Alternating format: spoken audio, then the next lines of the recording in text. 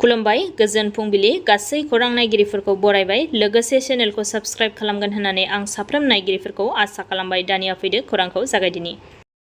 16थि आसाम आयेन आफादनि रां बावजा जथुम्माया थांनाय सानखालि जोबनानै थाङो। 2026-27 बोसोरनि आसाम रां बावजा जथुम्माखौ लानानै गोबां दैदेनगिरिफोरा गावगाबागावनि फारसेनिफ्राय बिबुंथि होनायखौ नुनो मोन्दों। बे रां बावजा जथुम्मायाव हाग्रामा महिलारि बिथाङा 2026-27 नि रां बावजाखौ गथायनानै होयो। 900 कौटि बाजेटखौ बिथां हाग्रामा महिलारिया गथायनानै होयो। एरैहाय बे रां बावजा जथुम्मायावनो इएम रबिराम नार्जारिनि जर'खा बिबुंथि। बड'फा सुपार 50 मिशनखौ दानि बिटिसि सरकारा कन्टिनिउ खालामनांगौ बुंनायनि सायाव इएम रबिराम नार्जारि बिथाङा सदनाव जर'खा बिबुंथि होदों। 2005 निफ्राय 2015 सिम हाग्रामा महिलारि दैदेननाय समनिफ्रायनो जोंनि गोरिब नखरनिफ्राय फैनाय गुनगोनां माखासे फरायसाफोरखौ बिटिसि सरकारा एपिएससि, इउपिएससि, इन्जिनियार, मेडिकेल फरायनायनि मुङाव गोबां हेफाजाब होबोदोंमोन होननानै बिथां रबिराम नार्जारिया रोखा खालामदों। बे समाव बैफोर गासैबो प्रग्रामफोरखौ मोनफा मोनफा मुं दोननाय जायैयावनो सादारन रायजो राजाफोरा बुजिनो हायाखैमोन होननानैबो बिथाङा बुंथिदों। आसामाव थाबैनो गोदान गोख्रों आयेना फैबावगासिनो दङ। सदनाव आयेनखौ लानानै गेदेर बिबुंथि होदों आसामनि गिबि मन्थ्रि डक्टर हिमन्त बिश्व शर्माया।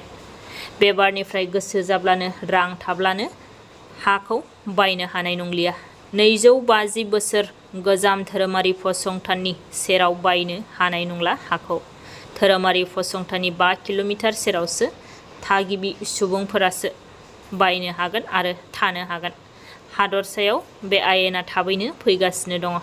रां बावजा जथुम्मायाव बावखुंग्रि बियाबनि एमएलए रुपम चन्द्र रायआ सदनाव मोनद' हारिनो एसटि मोनथाय होनायनि आयदायाव सोंथि दैखांदों। थाखानाय एसटिफोरनि जेबो खहा जायाजासे मोनद' हारिनो एसटि मोनथाय होनो बिपिएफनि एमएलए रुपम चन्द्र रायआ खावलायहैदों।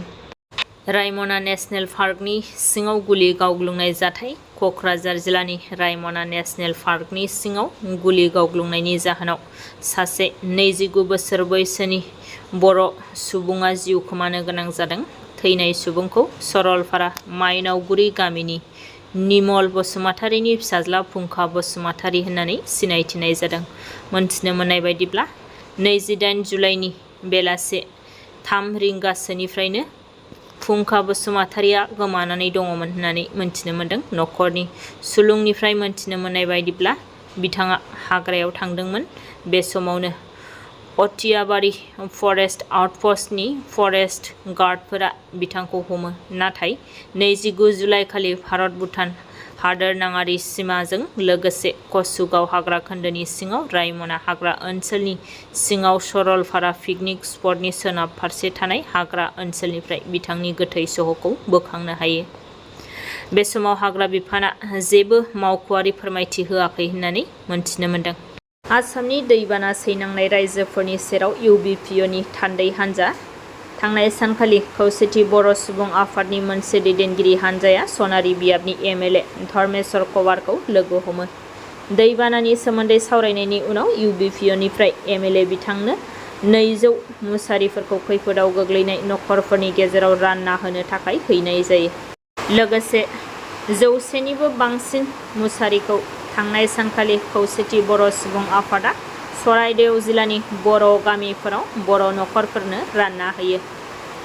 एरैहाय एमएलए बिथांनि गेजेरजों आसाम आरो भारत सरकारनो मोनथाम गुबै दाबि दैखांनाय जादों।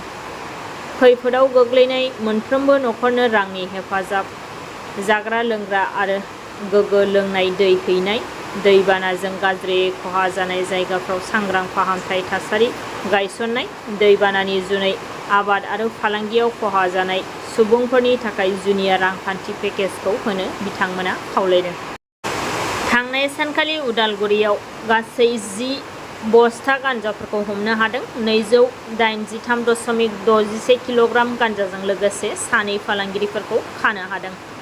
माजबाद थानानि सिङाव थानाय लालपानि आउटपस्टनि सिग्रोमनायाव बे गान्जाफोरखौ हमनो हायो। इउपिपिएलनि गाहाय नेहाथारि राजु कुमार नार्जारी बिथांनि दैदेननायाव मोनसे थान्दै हानजाया थांनाय सानखालि सराइदेव आरो शिबसागरनि दैबानाजों साग्लोबजानाय ओनसोलफोरखौ नायसंनो आरो खहा जानांनाय नखरफोरनो हेफाजाब होनो थाखाय दावबायहैनायखौ खौरां बिजोंनि गेजेरजों नुनो मोनदों।